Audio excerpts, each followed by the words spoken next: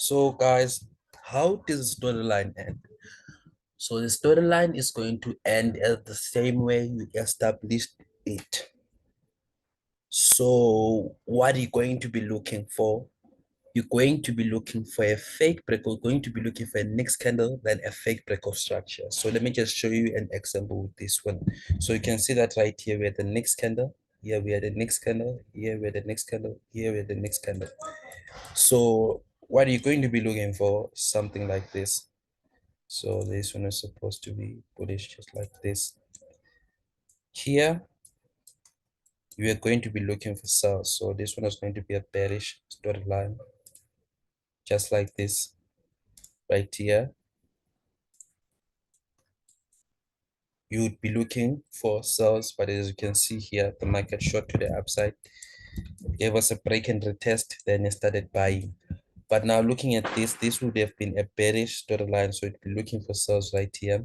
You can see that we had this next candle that is just right here. The first one right here at this point. So you have the fake breakout structure. Then now we are in a what? We are in a bullish storyline, but it's not yet confirmed. Remember, keep breakout structure, confirm storyline. Then you're going to be looking for buys, going to be looking for your buys. Then right here, we can see that here, once we see this next candle, we see a fake breakout structure. This bullish storyline has now ended. We are now in a bearish storyline. So until we see another breakout structure just like this one right here, next candle at the weekly, breakout structure at the 4-hour time frame, then we are now in a what? Bullish storyline. So once one storyline ends, the other one starts. But sometimes there will be a point like this, a gray point just like this one right here. We see that right here, we had a what? A next candle. We had a breakout structure somewhere right here.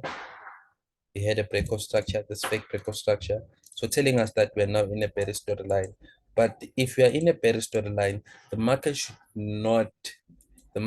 not take out this high right here. The market should not take out it. It can take out this high, but we would be looking for sales. So as you can see, this is just a gray point right here because the market does not give us a clear storyline. After it takes out this high, we are now in a gray point right here. We don't know what the market is going, what the market is doing. We don't know the storyline that is being created at the weekly time frame.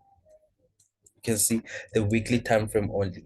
Then from there now, once we see this breakout structure, we are now in a bullish storyline. So if you see that, okay, right here, there's something like this right here. The storyline is not clear. The market just started to buy out of nowhere.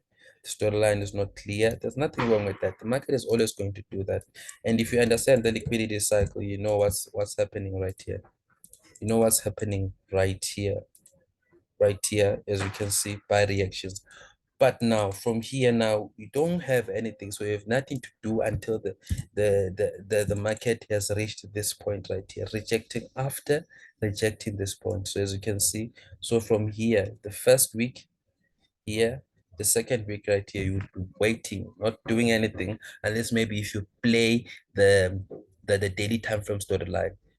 If you play the daily time frame storyline, then that's when you can even start looking for other opportunities. But from there, looking at this, you would be at the gray area right here, not doing anything, which means that the big banks don't want you to actually be at a point where we capitalize on any of the moves, because we know that they're the ones that are going to be moving the market.